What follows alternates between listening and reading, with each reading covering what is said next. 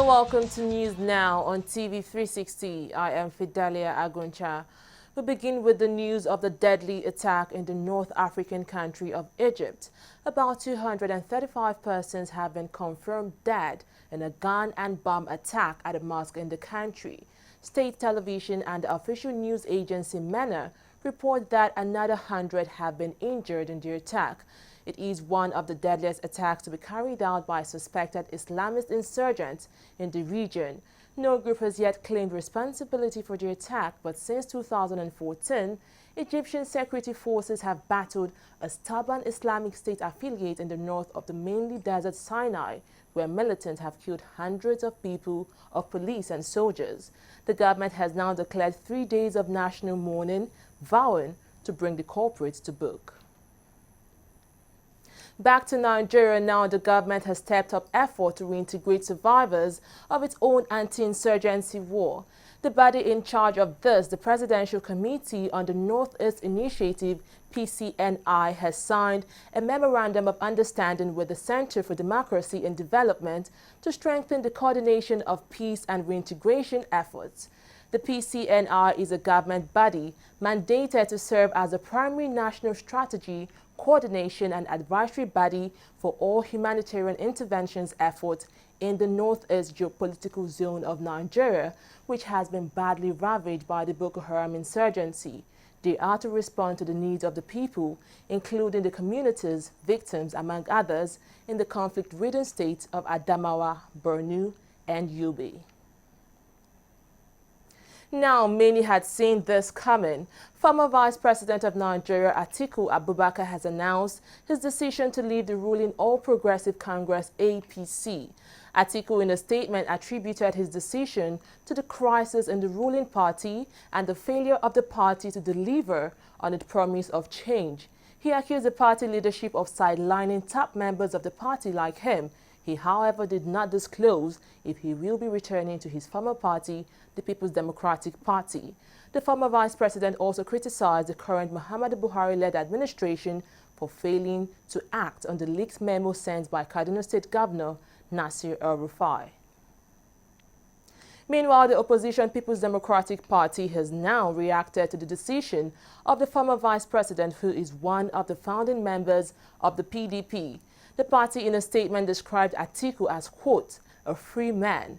It said the former member of the Board of Trustees of the PDP had seen the light, which it said necessitated his leaving the APC.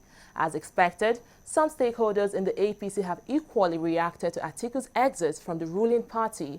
Kaduna State Governor Nasir El-Rufai, as well as other party stakeholders in Niger and Ebonyi, are of the opinion that Atiku's exit will make no difference in the party, adding it was an expected move. The Economic and Financial Crimes Commission has dismissed allegations of corruption against it by the Nigerian Senate. The anti-graft agency, in a statement, was reacting to the report of the Senate committee set up to investigate the controversial recall of a former pension reform boss, Abdul Rashid Maina. The committee, in its report, had accused the EFCC of sharing 222 properties recovered by the Maina-led Pension Reform Committee. However, in its response, the EFCC, in a statement signed by its spokesperson, Wilson Uwojuren, rubbished the report of the committee, denying any property was shared. The statement also criticized the committee for failing to invite the EFCC to verify its claims. The lawyer representing a former secretary to the government of the Federation, Pius Anyim, has alleged his client is still in the custody of the Economic and Financial Crimes Commission, EFCC. Mike Ozekome, in his statement, said media reports that his client has been released by the anti-graft agency is false, as EFCC still kept him in detention despite meeting his bail conditions.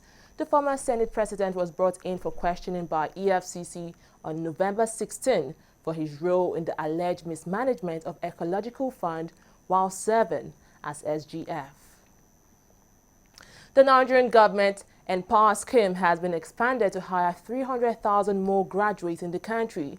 Vice President Yemi Osinbajo also assured the government would use part of the 500 billion naira social investment scheme to provide credit to at least 1 million entrepreneurs, market women and artisans under the Government Enterprise and Empowerment Program. He was speaking at the inauguration of a one-stop shop for micro, small and medium enterprises, as well as the International Vocational Technical and Entrepreneurship College in Kwara State. President Muhammadu Buhari has approved the appointment of a 30-member committee to negotiate a new minimum wage for workers in the country. This was contained in a statement released by the spokesperson of the Ministry of Labour and Employment, Samuel Olowokere. The committee is made up of persons from the public and private sector, as well as the Nigeria Employers Consultative Association, NECA. It will be chaired by a former Minister of Lands and Housing, Ama Pepo. Nigeria's Health Minister Isaac Adewale says the country remains committed to the Global Family Planning 2020 initiative. Adewale made the announcement at the Maiden Health Communication Conference in Abuja, Nigeria's capital city.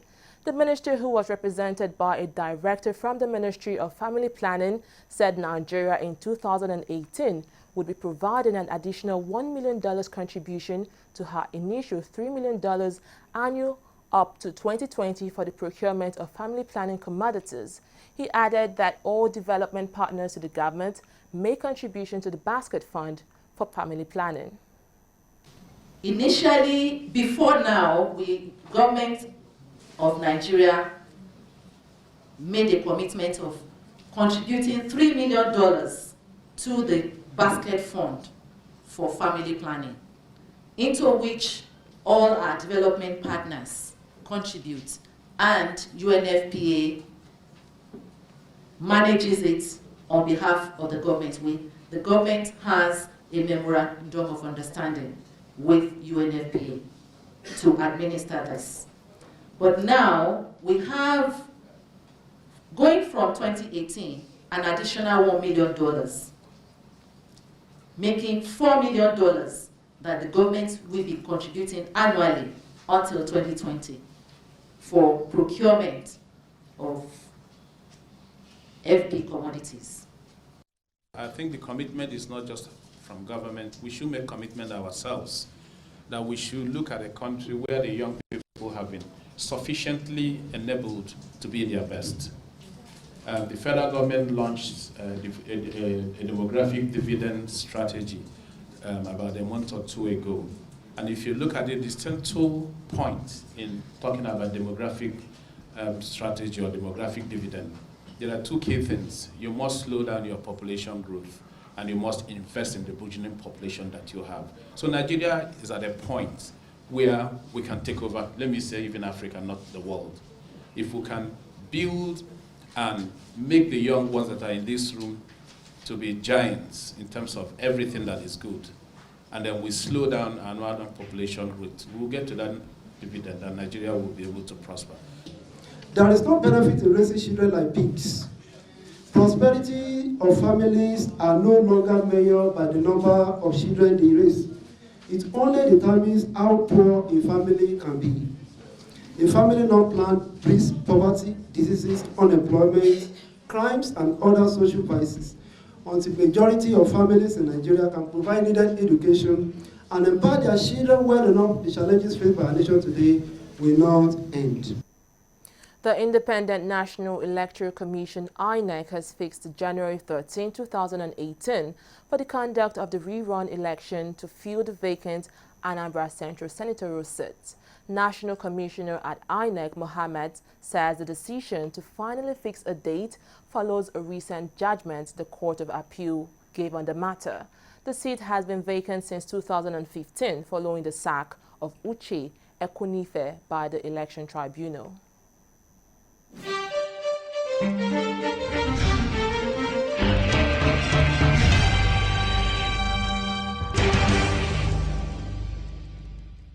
Corruption not in my country.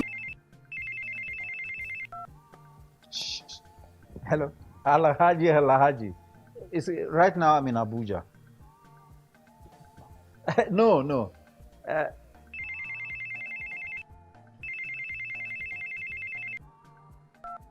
Hello, Adamu. Right now I'm in Kano. Yes. When I get back, I'll just call you. Look, what is wrong with you? I'm talking on the phone and you are gesticulating and doing. What's wrong with you? Daddy, where exactly are we as we speak? Are you alright? This is Lagos. Well, you just lied to someone that we're in Abuja. Keep quiet. Who told you you can tell an elderly person is lying? Daddy, you just lied. And by lying, you are raising corrupt children for the future of Nigeria. That is corruption, not in my country. Corruption not in my country.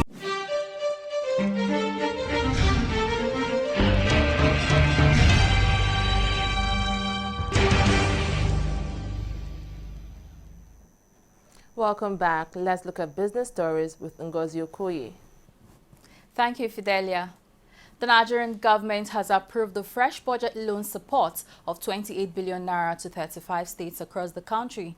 Minister of Budget and National Planning Udoma Udodoma made this known to State House correspondents after meeting of the National Economic Council. He said the Finance Minister Kemi Adeosun and the Central Bank Governor Godwin Emefiele has been directed to effect payments of the loan to the states. The minister noted that each state except Lagos would receive 800 million naira loan to meet pressing obligations.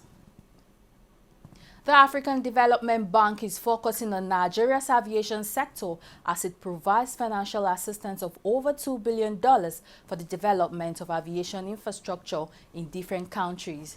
According to the federal government, the commitment by the bank to focus on Nigeria's aviation sector was made public by the multilateral financial institution at the just concluded third annual International Civil Aviation Organization's World Aviation Forum in Abuja.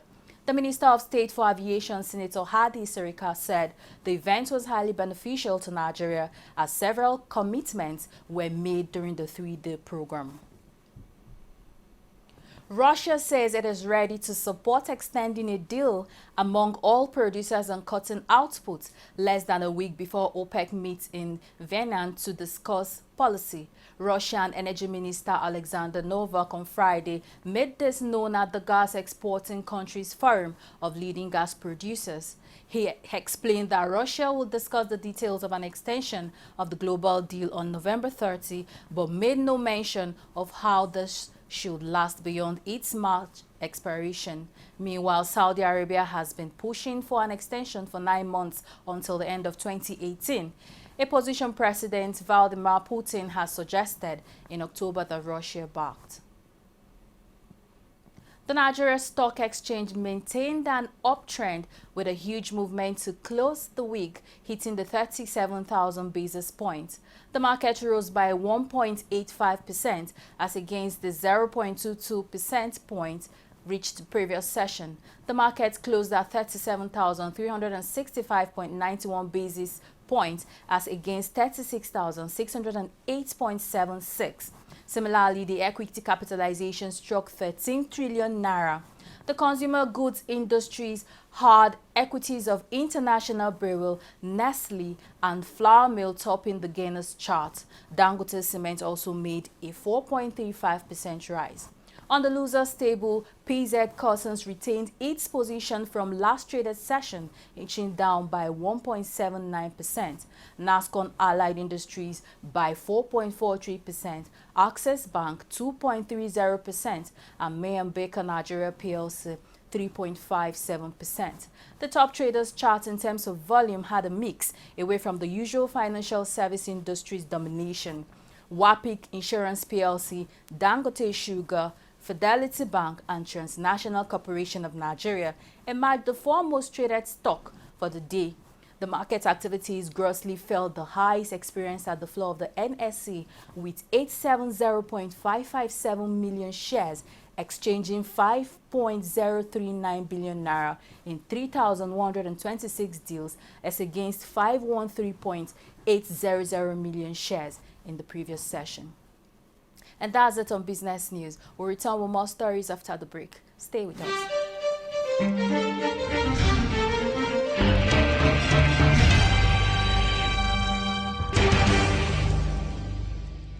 Corruption not in my country. Mr. John! Mr. John! What is it now? What is it now? Please turn down the volume of your music. It's too loud. And how is that your business? It is disturbing me. I can't sleep. And the same way you are disturbing my right to good music and where I enjoy it. Eh? What's wrong with you? Is there another person complaining? Maybe we thought that you have lost your mind. Are you having a party? I'm just respecting you, sir. Remember, I paid my house rent too. You will not understand why we are complaining because you do not care about other people except yourself. Look, the transformation we need in this country begins in this compound. Yes, now. From you, and I. This your selfishness is an offshoot of corruption. And corruption not in my country. You know, go to your bank. Go. Corruption not in my country.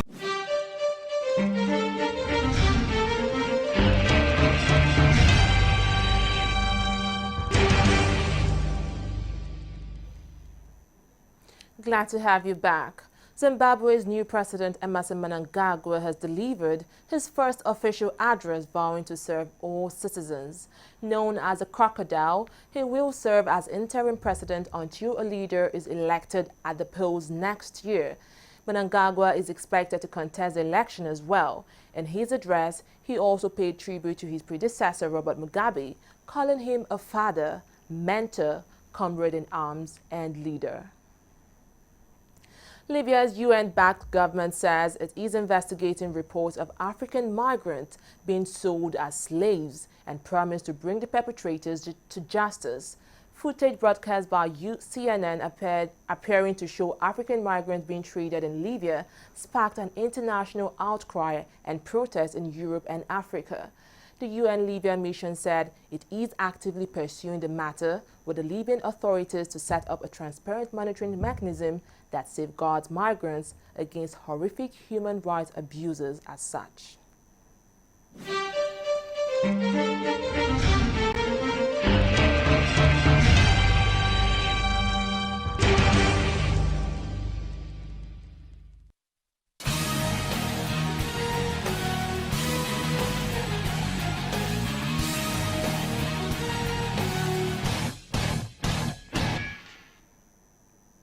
Glad to have you back. Let's look at the world of sports now. Super Eagles forward Odion Igalo and Brown Idaye have been named, and the team of African legends scheduled to face Kano Pillars Football Club in a charity match on December 14.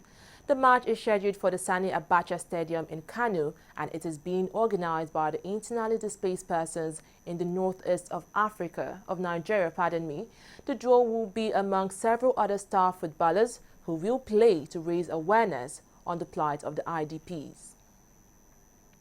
Brazilian international Robinho has announced he will appeal a 9-year prison sentence handed to him by an Italian court. The former Manchester City and Real Madrid striker was found guilty of a group assault on a 22-year-old woman at a nightclub in 2013. He was one of 6 persons convicted of the crime. However, in his statement, the Brazilian has denied his involvement in the offense and vowed to pursue all legal measures against the ruling.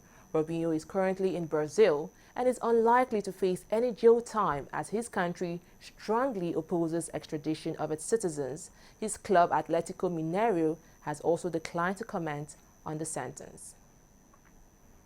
South African prosecutors have won an appeal against the shockingly light sentence given to former Olympian Oscar Pistorius. The Supreme Court of Appeal has decided to extend the Blade Runner's jail sentence to 15 years. The original sentence for the murder of former model Reeva Steenkamp was 6 years. The new 15-year sentence is the minimum recommended term for murder in South Africa. By the time the former Paralympian sprinter has already served is taken into account, so the period to be served now is 13 years and 5 months. That's all on News Now. Thanks for watching. I am Fidelia Aguncha.